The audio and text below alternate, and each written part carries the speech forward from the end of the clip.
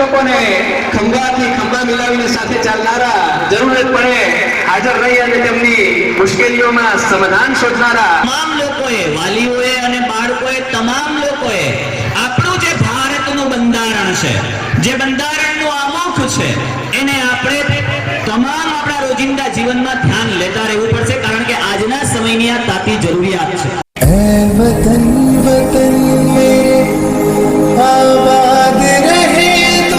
Hello guys, welcome back to my new video. મિત્રો, સ્વાગત કરું છું આજના વિડીયોમાં. અગાઉ 15મી ઓગસ્ટ અને આજે 26મી જાન્યુઆરી. અને 26મી જાન્યુઆરીના રોજ એમ કહેવાય ને કે સારો એવો ઉત્સાહ હોય છે આ પ્રજાસત્તાક પર્વના નિમિત્તે. ખુશીઓ અંતર્ગત દરેક શાળાઓની અંદર એક કાર્યક્રમનું આયોજન કર્યું હોય છે. ભૂલકાઓ છે સારી એવી કૃતિઓ રજૂ કરે છે અને આ જે પ્રજાસત્તાક દિવસ છે એને યાદ કરે છે. એટલે મને જે તે શાળાઓમાંથી ઘણી જગ્યાએથી ઇન્વિટેશન છે. તો આજે સવારના પહેલી શાળા એટલે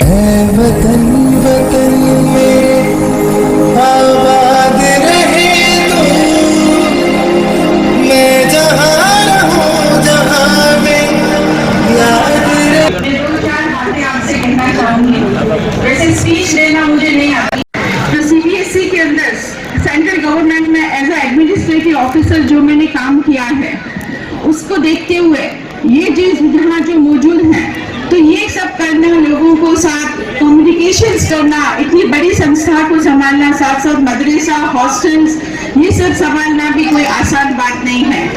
इसके लिए मैं सही में मौलाना दाऊद साहब को अप्रिशिएट करती हूँ कि उन्होंने इतनी अच्छी तरह से और इतने सारे स्ट्रगल्स के साथ साथ परेशानियों में से पहले खुदा बंदे से पूछे कि बता तेरी रजा क्या है. जय हिंद, थैंक यू, जज़ाकल्लाह.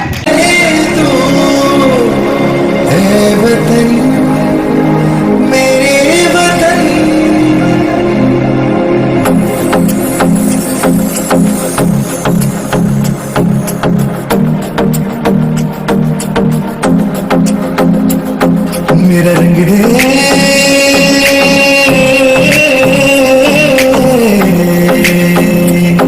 मेरा रंग दे बसंती चोला, मारे रंग दे, मेरा रंग दे बसंती चोला, मारे रंग दे, मेरा रंग दे. मनोजभाई विटलाणी, તેમની સાથે રાજકુમાર ઇંગ્લિશ મીડિયમના પ્રિન્સિપાલ નસરુદ્દીન સર જારિયા તેમજ તેમની સમગ્ર શિક્ષણ ટીમ આપણી વચ્ચે આવી છે. તો આપણે એમનું આ તકે એમનું સ્વાગત કરીએ. इस नाचिस को टिकटॉक कहते हैं.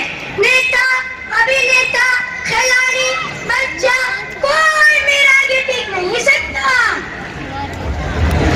मैं इंस्टाग्राम हूँ, मैंने सबको पागल करके रखा. જેમનું સ્વાગત થઈ રહ્યું છે ને, એ તમામ હસ્તીઓ માંગરોળ માટે કાંઈક ને કાંઈક એવો હસ્તીઓ છે, એટલે આપણે આ તકે એમનું સ્વાગત કરવું ખૂબ જ જરૂરી હોય છે.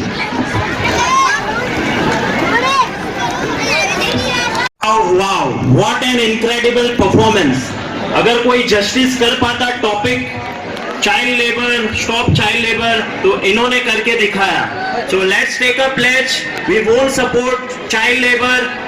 Child's are made to be educated, ताकि आगे जाके हमारा फ्यूचर, भारत का जो फ्यूचर है इन्हीं चाइल्ड्स के ऊपर डिपेंड है. So we will see to it. We won't support child labour. We will साथियों कर चले हम फिदा, वतन साथियों, अब तुम्हारे हमारे वतन साथियों. मेरी ज़मीं महबूब, मेरी मेरी नस नस में तेरा इश्क बहे, भीगा न पड़े कभी रंग तेरा, जिस्म से निकल के खून कहे. तेरी मिट्टी में मिल जावा, गुल बन के मैं खिल जावा. મિત્રો, આપણી વચ્ચે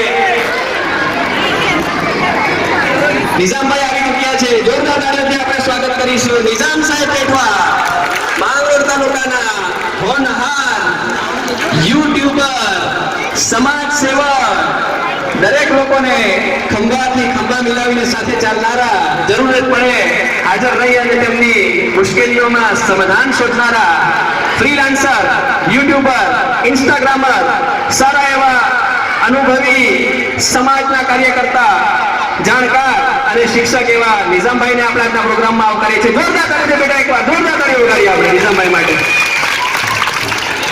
માંગરોળ તાલુકાના આ તમામ યુવા નાગરિકો જે છે આપણી વચ્ચે આપણા પ્રોગ્રામમાં આવી રહ્યા છે અને આપણા પ્રોગ્રામને ચાર ચાંદ લગાડી રહ્યા છે.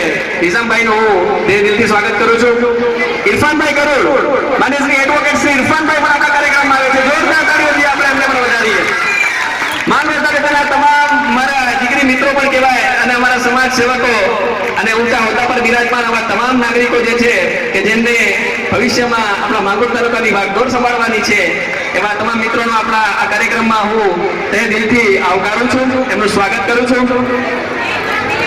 કાર્યક્રમની વ્યસ્તતાના કારણે આપણે એમને માન આપ્યું છે. માન આપ્યા પછી તેમને બીજા કાર્યક્રમમાં પણ જવાનું હોય.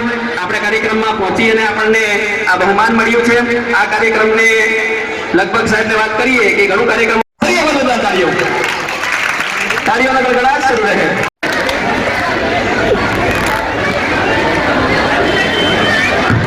કોનેનભાઈનું પણ સ્વાગત કરશે હરીફ સાહેબ. ખૂબ ખૂબ સ્વાગત છે કોનેનભાઈનું.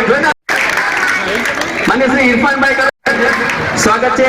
જોરદાર તાળીઓથી આપણે એમને વધાવીએ. ધન્યવાદ.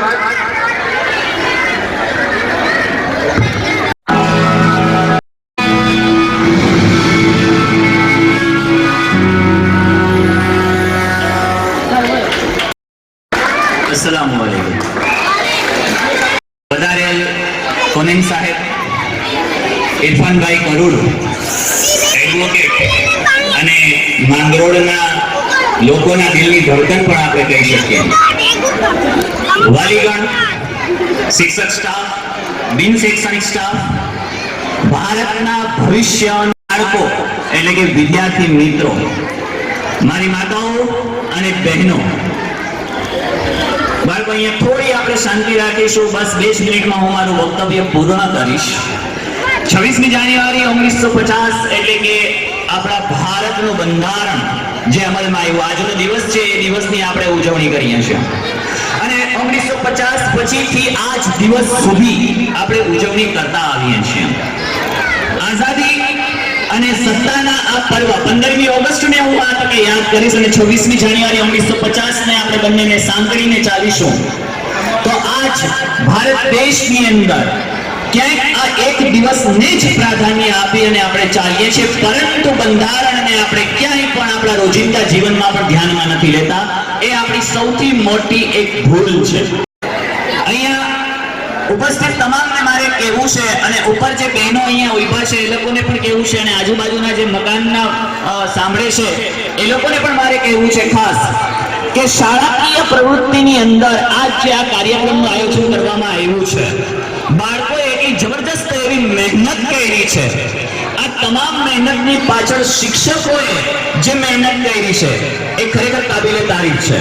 આ શાળામાં આદિલ પ્રાઇમરી શાળાની અંદર આજે કાર્યક્રમનું આયોજન હોય ત્યારે આ તકે એક ટકોર કરું કે ખાસ આપણે આ વસ્તુને સમજવાની રહી કે તમામ લોકોએ, વાલીઓએ અને બાળકોએ, તમામ લોકોએ આપણું જે ભારતનું બંધારણ છે, જે બંધારણનું આમુખ છે, એને આપણે તમામ આપણા રોજિંદા જીવનમાં ધ્યાન લેતા રહેવું પડશે, કારણ કે આજના સમયની આ તાતી જરૂરિયાત છે.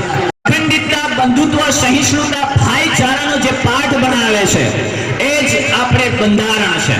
આ બંધારણના અધિનિયમોને, આ બંધારણના અનુચ્છેદોને આપણે સાથે રાખીને ચાલવું પડશે. આ તકે આશા રાખું છું કે આપ સૌ માંગરોળના જે કોઈ પણ શાળાના શિક્ષક સ્ટાફ છે, બહેનો છે, એવન આ જે વાલીઓ છે, એ તમામ આ તકે એમના બાળકોને ઘરે એક બંધારણની બુક લઈ અને રેગ્યુલર ક્યાંક ને ક્યાંક 1 કલાકનું એને વાંચન કરે, જેથી કરીને આપણે ભારતના વિકાસમાં, ભારતના અર્થતંત્રમાં ક્યાંક સારો એવો આપણે ફાળો આપી શકીશું. ખાસ વધારે સમય નહીં લેતા, વધુ ખાસ એવો સમય વીતી રહ્યો છે, સૂર્ય છે એ આપણી માથે તપી રહ્યો છે, એટલે અહીંયાથી હું ટૂંક જ સમયમાં મારું વક્તવ્ય પૂરું કરું છું. પરંતુ શાળાથી આ તકે મારી નમ્ર એક અપીલ છે કે શાળાની અંદર પણ એક લેક્ચર એવો રાખવામાં આવે કે જેની અંદર માત્ર અને માત્ર બંધારણનું જ્ઞાન બાળકોને પૂરું કરવામાં આવે, જેથી કરીને આ જે બાળકો છે એ બાળકો પોતાની રીતે સક્ષમ બની શકે. તમારા બાળક પાસે અથવા તમારી પાસે જો બંધારણ હશે, તમારા બાળક પાસે, તમારી પાસે દિમાગની અંદર ક્યાંક ને ક્યાંક બાબા સાહેબ આંબેડકરનું આ રચિત બંધારણના અધિનિયમો અને અનુચ્છેદ હશે, તો એ પોતે આ ભારત દેશની અંદર કોઈ પણ ક્ષેત્રમાં, કોઈ પણ જગ્યાએ પોતાનો અવાજ બુલંદ કરી શકશે. એને આપણે માત્ર આ એક દિવસે જ નહીં, પરંતુ સદંતર જીવનથી માંડીને મૃત્યુ સુધી આપણે હંમેશા એને દિમાગની અંદર રાખીએ. આ તકે શાળાએ જે મને આમંત્રિત કર્યો, અહીંયા મારું સન્માન અને સ્વાગત કર્યું, એ બદલ શૈક્ષણિક સ્ટાફ, બિન શૈક્ષણિક સ્ટાફ, આ તમામનો ખૂબ ખૂબ ધન્યવાદ. અને આજની તારીખમાં મને અહીંયા બોલવાનો મોકો મળ્યો અને જે વાલીઓ છે એ વાલીઓએ મને શાંતિપૂર્વક સાંભળ્યો, એનો ખૂબ ખૂબ આભાર માનું છું. અને આ જ રીતે દર વર્ષે અને દર 2 મહિને 3 મહિને શાળાકીય આવી પ્રવૃત્તિઓ કરતી રહે અને શાળાનો જે સ્ટાફ છે, જે તજજ્ઞ સ્ટાફ છે, આ સ્ટાફ બંધારણમાં કંઈક વિશેષ ને વિશેષ બાળકોને શીખવાડવા માટે ફાળો આપે. ધન્યવાદ. Thank you.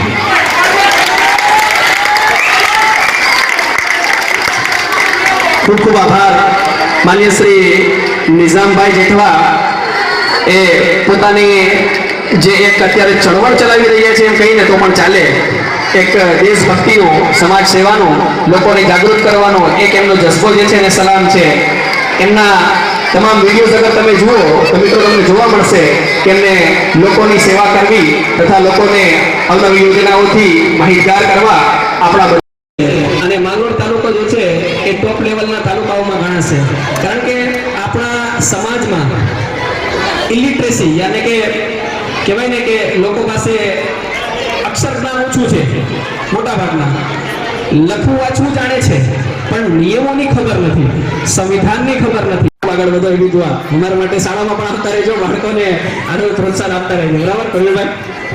અને શાળાકીય પરિવારને, તમામ અહીંયા ઉપસ્થિત વાલીઓને ક્યાંય કોઈ પણ પ્રકારે એજ્યુકેશન ફિલ્ડ હોય, આરોગ્ય સંબંધિત કોઈ પણ બાબતો હોય અથવા તો જાહેર જીવનમાં જે કંઈ પણ આવશ્યક બાબતો હોય, એના માટે ક્યાંય પણ મારી જરૂર પડે તો ઇન્શાઅલ્લાહ, જો કે એક ફોન ઉપર આપણે હાજર થઈ જ જઈએ છીએ અને ભવિષ્યમાં પણ થતા રહીશું.